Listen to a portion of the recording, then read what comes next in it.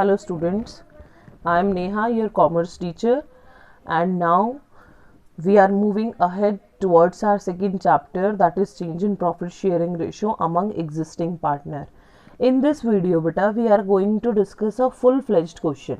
हम full fledged question को समझेंगे और करेंगे, जिसमें मुझे रीवैल्यूएशन अकाउंट भी बनाना है, पीसीए यानी पार्टनर्स कैपिटल अकाउंट भी बनाना है और बैलेंस शीट भी बनानी है।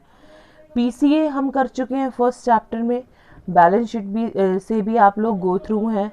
अब आप लोगों के लिए जो नया टॉपिक है ना, वो है रीवैल्यूएशन अकाउंट का। तो हम रीवैल्यूएशन अकाउंट को समझेंगे कि होता क्या है। कुछ आइटम्स आपको मतलब एक बार कंसेप्ट समझ आया कि असलियत में हम इसमें पोस्टिंग किस बेस पे कर रहे हैं, बहुत कंफर्टेबल रहेगा।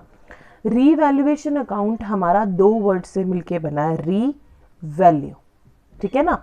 री मतलब दोबारा से, वैल्यू मतलब वैल्यू कंसीडर करना। अब ध्यान से समझना कि रिकॉन्स्टिट्यूशन के टाइम पे, at the time of reconstitution, मेरे असेट्स और मेरे लाइबिलिटीज जिनकी वैल्यूज में चेंज आता है, ठीक है। कोई भी एसेट हो सकता है या कोई भी लाइबिलिटी या कोई भी फेवरेबल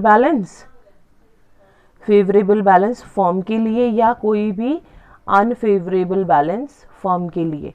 बेटे दोनों ही तरीके की आइटम हो सकती हैं, उनकी वैल्यू में चेंज आ रहा है, ठीक है। या कोई आइटम ऐसी थी जो रिकॉर्ड नहीं करी हुई थी, अब हम वो रिकॉर्ड करें और उसकी वजह से मेरे असेट्स और लाइबिलिटीज पे ओवरऑल बेस पे इफेक्ट पड़ रहा है।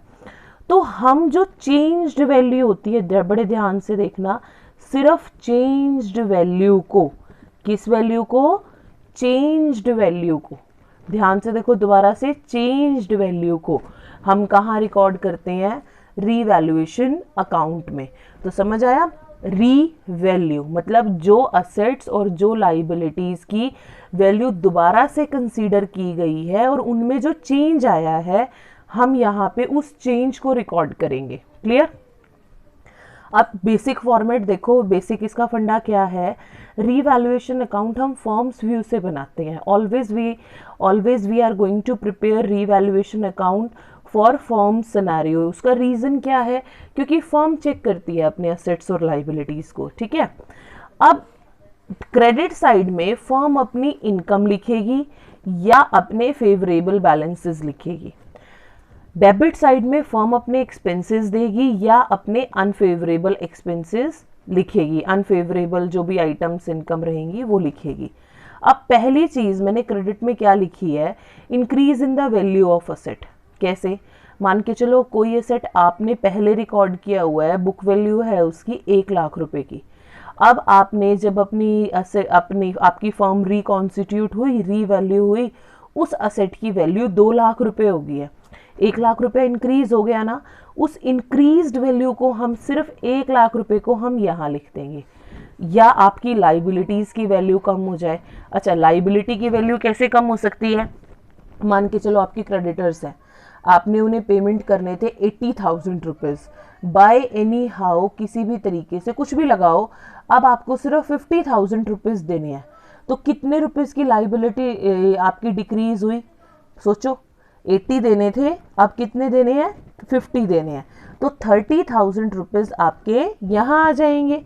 कोई अनरिकॉर्डेड असेट, मान लो कोई अनरिकॉर्डेड असेट है कि ऐसा असेट जो आपने पहले लिखा नहीं हुआ अपनी बैलेंस शीट में, पर अब रीवैल्यूएशन के टाइम में आपको वो असेट याद आ गया, ओहो ये भी मेरा असेट है। ये आइटम्स आई, कुछ लिखी है मैंने, और आइटम्स भी हो सकते हैं, डिपेंड अपॉन द क्वेश्चन। अब डेबिट साइड में देखो, decrease in the value of asset, same इसी का रेसिप्रोकल। 1 लाख रुपए की बुक वैल्यू का अगर आपका कोई भी असेट है, तो अगर आपकी उसकी वैल्यू 80,000 होगी तो 20,000 यहाँ कंसीडर हो जाएगा। लाइबिलिटीज की वैल्यू में डिक्रीज होना, कोई अनरिकॉर्डेड लाइबिलिटी। और यहाँ पे जो हमारा अब आंसर आएगा, अगर मेरा answer balancing figure credit side आता है तो वो मेरा लॉस है, और अगर मेरा बैलेंसिंग फिगर डेबिट साइड आता है तो वो मेरा प्रॉफिट है। समझ आया, रीवैल्यूएशन का बेस समझाया है मैंने कि कोई भी आइटम आएगी तो आप उसको किस नेचर के हिसाब से लिखते हो। पीसीए में ऑलरेडी डिस्कस कर चुकी हूँ, बैलेंस शीट भी मैं आप लोगों को समझा चुकी हूँ। यहाँ पे मैंने ना 2-4 आइटम्स लिखी हुई हैं, 2-4 बेसिक एडजस्टमेंट जो आप लोगों को मिलेंगी एग्जाम्पल्स के साथ। उसके बाद हम अपने फर्दर क्वेश्चंस को डिस्कस करते हैं। सबसे पहली एडजस्टमेंट मैंने लिखी हुई है, जो मैंने इससे पहले वाले लेक्चर में भी आप लोगों को समझाई है, कि अगर आपको गुडविल कहाँ दे रखी है, एडजस्टमेंट में दे रखी है, गुडविल बैलेंस शीट में हो। गुडविल भाई बड़ी ध्यान रखने वाली आइटम है हमारे पास। गुडविल हमें 2 तरीके से मिलेगी हर क्वेश्चन में, मोस्टली क्वेश्चन में। Now it is clear to you.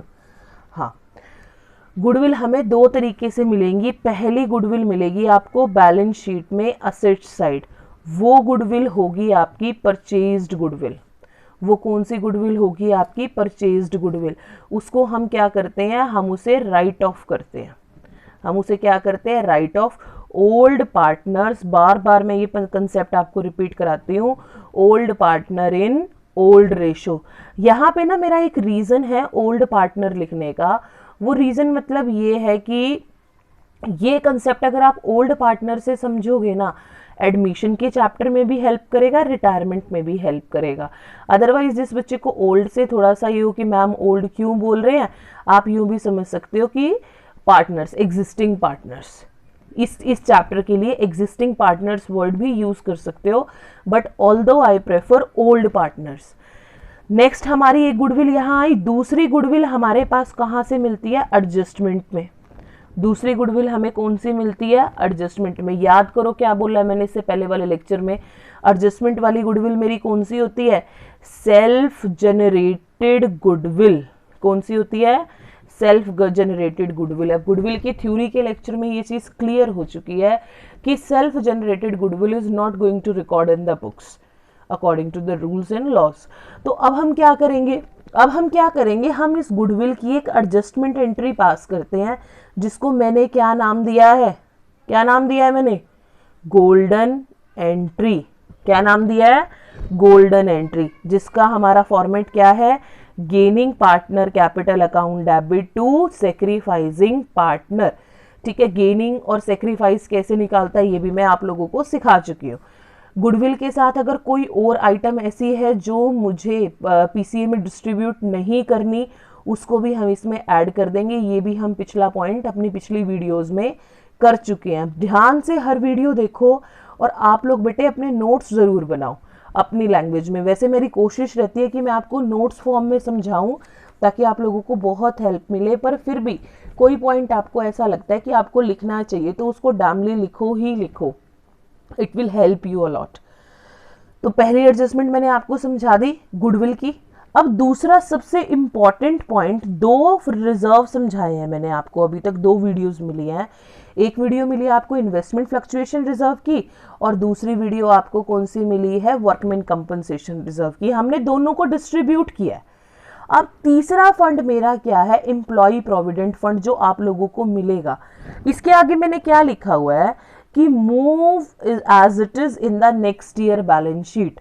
मतलब अगर इस साल तुम लोगों ने एम्प्लॉय प्रोविडेंट फंड तुम्हारी ओल्ड बैलेंस शीट में दिख रहा है, तो वो न्यू बैलेंस शीट में भी तुम फॉरवर्ड करोगे। अब क्वेश्चन क्या है मैम, फंड है, यानी फर्म ने अपना पैसा बचा रखा है, वो फर्म अपनी रिकॉन्स्टिट्यूट हो रही है, तो रिकॉन्स्टिट्यूट कर रही है तो वो पुराने सारे पैसे को डिस्ट्रीब्यूट करेगी, जैसे उसने वर्कमैन कंपनसेशन को किया और जैसे उसने इन्वेस्टमेंट फ्लक्चुएशन को किया। पर दोनों के नेचर में फर्क है। एम्प्लॉय प्रोविडेंट फंड का गवर्नमेंट का प्रोसीजर मैं तुम्हें समझाती हूँ, ध्यान से समझना, बहुत हेल्प होगा तुम्हारे इस पॉइंट से। एम्प्लॉय प्रोविडेंट फंड, ये एक प्रोविडेंट फंड होते हैं, ठीक है। तो गवर्नमेंट प्राइवेट, अगर मैं तुम्हें एक एग्जांपल दूं प्राइवेट एम्प्लॉयज के मतलब पॉइंट ऑफ व्यू से, क्या कहती है कि वो अपनी चाहे ना सेविंग कर सकते हैं। अब अगर एक एम्प्लॉय बेटे 10,000 रुपीज अर्न कर रहा है, उसने 2,000 रुपये अपने पीएफ में कटवाए, यानी प्रोविडेंट फंड में कटवाए, तो कंपनी क्या करती है, गवर्नमेंट के रूल के अकॉर्डिंग 2,000 रुपये ही उसको यहाँ पे अपने उसके प्रोविडेंट फंड में ट्रांसफर करेगी। तो उस एम्प्लॉय के प्रोविडेंट फंड में उस मंथ कितने ट्रांसफर हुए, 4,000, 2,000 उसके थे, 2,000 उसे किसने दिए, कंपनी ने। ये रूल होता है हमारा, ध्यान से देखो सुनो। कि जितना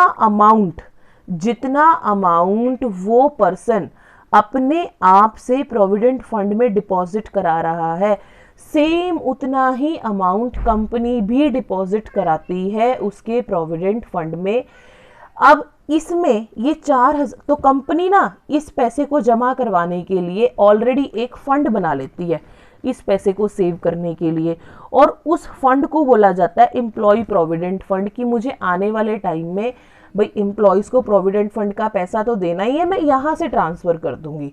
अब यहां पे क्या होगा, क्या इस पैसे पे सिर्फ और सिर्फ फर्म का राइट है फर्म का राइट? ध्यान से सुनना, क्या फर्म का राइट है? यहाँ पे नहीं है। एम्प्लॉय प्रोविडेंट फंड पे सिर्फ और सिर्फ फर्म का राइट नहीं होता, क्योंकि ये एक हमारा स्पेसिफिक फंड है, ठीक है, स्पेसिफिक फंड है जो किसके लिए बनाया जाता है, जो एम्प्लॉयज के लिए बनाया जाता है, ठीक है। तो इस पैसे को हम एम्प्लॉयज में ही यूज करेंगे। अगर तुमने अपनी फर्म को रिकॉन्स्टिट्यूट करके बेटे नई फर्म भी बना दिया ना, तो भी तुम इस पैसे को यूज एम्प्लॉय में ही करोगे अपने आने वाली फर्म में। इस वजह से हमारा एम्प्लॉय प्रोविडेंट फंड डिस्ट्रीब्यूट नहीं होता है। बड़े ध्यान से समझना आप एम्प्लॉय प्रोविडेंट फंड को। कहीं पे भी अगर आपको क्वेरी हो तो वापस से थोड़ा सा वीडियो पॉज करो और दोबारा ध्यान से सुनो इस चीज को। तो ये रीजन था मेरा कि एम्प्लॉय प्रोविडेंट फंड को हम नेक्स्ट ईयर की बैलेंस शीट में लिख देंगे। आगे मैंने फिक्स्ड एसेट की डेप्रिसिएशन का पॉइंट बता रखा है। देखो हमारे पास दो तरीके से मिलेगा, मैंने तुम्हें एक यहाँ पे बताया, एक और समझाती हूँ अभी। यहाँ पे क्या लिखा हुआ है, अगर तुम्हारे को बाय वर्ड मिले, जैसे ये एग्जाम्पल है, यहाँ पे तुम्हें ज्यादा समझ आएगा। लैंड हमारी रीवैल्यू हुई 1,60,000 की और बिल्डिंग डेप्रिशिएट हुई 6% से। अब यहाँ बाय दिख रहा है, ये बाय लिखा हुआ, तो मेरा मतलब तुम्हें ये बाय समझाने का है। बाय का मतलब होता है से, यानी हमारी बिल्डिंग 6% से डेप्रिशिएट हुई। तो हमने क्या किया, हमने चेक किया, मान के चलो मेरी बिल्डिंग 1,00,000 रुपए की है, ठीक है, 1,00,000 रुपए के ऊपर 6% मैंने लगा दिया डेप्रिसिएशन। तो कितना डेप्रिसिएशन, 1,000 का डेप्रिसिएशन हो गया। रीवैल्यूएशन डेबिट में टू बिल्डिंग 1,000 से गया, या टू डेप्रिसिएशन फॉर बिल्डिंग 1,000 से गया मेरा। अब नेक्स्ट जो हमारी बैलेंस शीट रहेगी, बैलेंस शीट में बिल्डिंग कितने से आएगा, 1,00,000 में से 1,000 माइनस कर दोगे 99,000। यहाँ पे बाय का मतलब क्या होता है, उसके जो अमाउंट है उसकी प्राइस पे हमें 6% वैल्यू निकाल लेनी है, ठीक है। 2 अभी मैं आगे क्वेश्चन में ही समझाऊंगी। अब यहाँ पे क्या है, एक एडजस्टमेंट तुम्हें ये मिलने वाली है, creditors of 12,000 were not likely to be claimed and hence it be written off. 12,000 के क्रेडिटर्स थे, तुम्हें किसी भी रीजन की वजह से उनकी पेमेंट नहीं करनी पड़ रही, उनकी पेमेंट नहीं करनी पड़ रही। तुम्हें जितने भी क्रेडिटर्स तुम्हारे पिछले थे, जैसे क्वेश्चन जहां से तुम्हारी बुक में जो दिया हुआ है, तुम्हारे टोटल क्रेडिटर 1,00,000 रुपीस की है। अब तुम्हें उनमें से 12,00,000 की पेमेंट नहीं करनी, तो तुम्हें 88,000 की पेमेंट करनी है।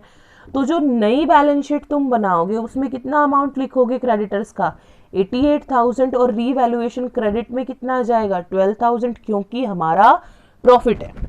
अब सेम 36 क्वेश्चन में एक एडजस्टमेंट मैंने तुम्हें वर्कमैन कंपनसेशन रिजर्व की भी यहाँ पे मैं समझा रही हूँ ताकि तुम्हें प्रॉब्लम ना आए। अब यहाँ पे क्या है कि तुम्हारा वर्कमैन कंपनसेशन रिजर्व इन्होंने कितना बता रखा है, बैलेंस शीट में दे रखा है 25,000 का वर्कमैन कंपनसेशन रिजर्व, एडजस्टमेंट में दे रखा है क्लेम हुआ है 30,000 का, 5,000 का लॉस आया। अब ये 5,000 का लॉस कहाँ से जाएगा, देखो रिजर्व 25,000 का है ना, क्लेम कितना है 30 का, 5,000 का लॉस कहाँ से रिकवर करेंगे, केस याद करो, रीवैल्यूएशन अकाउंट से। तो रीवैल्यूएशन अकाउंट में डेबिट में हमने क्या लिखा, टू वर्कमैन कंपनसेशन क्लेम 5,000, और बैलेंस शीट की लाइबिलिटी साइड में क्लेम कितना शो करूंगी मैं, 30,000 की। मैंने क्लेम तो 30,000 ही किया है। अभी मैंने एक एडजस्टमेंट बताई ना डेप्रिसिएशन वाली, बाय और 2 वाली। अब 2 का मतलब ध्यान से समझना, यहाँ पे मतलब क्या है, देखो लैंड और बिल्डिंग इंक्रीज टू ₹5 लाख, ये 2 का मतलब होता है एग्जैक्ट वैल्यू। टू का मतलब क्या है, एग्जैक्ट वैल्यू, और बाय का मतलब होता है उस पर्टिकुलर अमाउंट से कम हुई। जैसे 37th क्वेश्चन में तुम्हें ये दोनों पॉइंट मिलेंगे, लैंड ऑन बिल्डिंग इंक्रीज हुआ है 5 लाख से, टू इंक्रीज हुआ नहीं है, लैंड ऑन बिल्डिंग इंक्रीज होके 5 लाख रुपए का हो गया है, और यहाँ पे मेरा स्टॉक 20,000 रुपए से कम हुआ है। तो हमारी जितनी भी लैंड एंड बिल्डिंग की प्रीवियस वैल्यू, मान लो प्रीवियस वैल्यू तुम्हारी 4 लाख रुपए की है, 4 लाख से कितनी इंक्रीज होगी, 5 लाख बन गई। 1 लाख रुपए का प्रॉफिट हुआ, 1 लाख रुपए का प्रॉफिट कहाँ जाएगा, रीवैल्यूएशन क्रेडिट साइड, और बैलेंस शीट में land and building asset side में मेरा कितना जाएगा, 5 लाख रुपए। स्टॉक की वैल्यू हमारी डिक्रीज हुई है 20,000 रुपए से, बाय ₹20,000, ठीक है। तो अब इसको भी हम अपने रीवैल्यूएशन में डेबिट साइड लिख देंगे। क्लियर हुआ। क्लेम मैंने तुम्हें अभी समझा ही दिया, ये वर्कमैन कंपनसेशन की एंट्री, एक तुम्हें इसी हिसाब की एक और एडजस्टमेंट मिलने वाली है, इसको और समझ जाओ।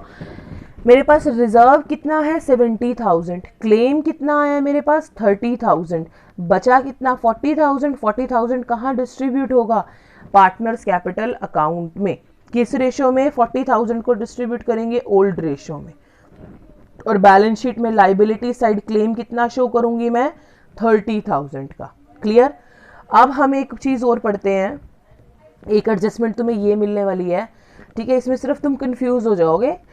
अब क्या है, B was to carry out work for reconstitution of the firm at a remuneration including expense of ₹10,000, expenses paid by B amounting to ₹4,000। अब यहाँ क्या किया हुआ इन्होंने ये कहा है कि हमने बी को अपॉइंट किया कि भाई तू मेरे फर्म के असेट्स और लाइबिलिटीज को रीवैल्यू करवा, उसके बदले में मैं तुझे 10,000 का क्या दूंगा, एक तरीके से कमीशन दूंगा, रेम्यूनरेशन दूंगा, ठीक है। यानी हमें रीवैल्यूएशन के लिए 10,000 रुपए बी को देने हैं। तो हमारा ये किस चीज का पार्ट हुआ, बताओ फटाफट से, किस चीज का पार्ट हुआ ये हमारा, कौन से अकाउंट का, ये हमारा पार्ट हो जाएगा रीवैल्यूएशन अकाउंट का, ठीक है। फर्म के लिए फर्म ना बी को पैसे दे रही है, फर्म को बी पैसे दे रही है, ठीक है। अब फर्म के लिए वो लॉस है या प्रॉफिट है, लॉस है ना, तो हम उसे क्या करेंगे, रीवैल्यूएशन डेबिट, क्या लिखेंगे, टू बीज कैपिटल अकाउंट या बीज रेम्यूनरेशन 10,000 रुपीज का। दूसरा यहाँ पे इसके दो पार्ट है, एक पार्ट रेम्यूनरेशन का हो गया, दूसरा पार्ट मेरा है कि बी ने एक्सपेंसेस के लिए 4,000 रुपए पे किए। ये कहाँ का है, क्या ये फॉर्म के लिए, बी ने अगर एक्सपेंसेस पे किए हैं, इसके बदले में हम उसे रेम्यूनरेशन दे चुके हैं। अब ये एक्सपेंस पे करना बी के लिए कैपिटल अकाउंट का पार्ट है, क्यों, क्योंकि उसका डीलिंग रीवैल्यूएशन से नहीं है, रीवैल्यूएशन के लिए फर्म खर्चा उठा चुकी है। तो ये वाले जो 4,000 रुपए हैं ये उसके पीसीए में जाएंगे। क्वेश्चन नंबर 40 में हमें क्या दे रखा है, हमें एडजस्टमेंट में दे रखा है कि जनरल रिजर्व को हम डिस्ट्रीब्यूट नहीं करेंगे, तो हम क्या, और इसी वजह से हम उसको पीसीए में ट्रांसफर नहीं करना चाह रहे हैं। तो हमने ये केस आज भी समझा है, अगर कोई भी पार्टनर या फर्म ये चाहती है उसकी कोई पर्टिकुलर आइटम डिस्ट्रीब्यूट ना हो, तो वो क्या करती है, एडजस्टमेंट वाली जो गुडविल होती है ना हमारी सेल्फ जनरेटेड गुडविल, उसको और उस पर्टिकुलर आइटम को ऐड कर देती है, और ऐड करने के बाद क्या एंट्री पास करते हैं, गोल्डन एंट्री। क्लियर। आज की जो हमारी इस वीडियो है, इस वीडियो में हमने क्या क्या समझा, रीवैल्यूएशन समझा, पीसीए का एडजस्टमेंट समझा, बैलेंस शीट समझा कुछ, और हमने कुछ एडजस्टमेंट समझी हैं जो कि आपको क्वेश्चंस में मिलने वाली हैं। नेक्स्ट वीडियो में हम इसके फुल फ्लेश्ड क्वेश्चन डिस्कस करते हैं।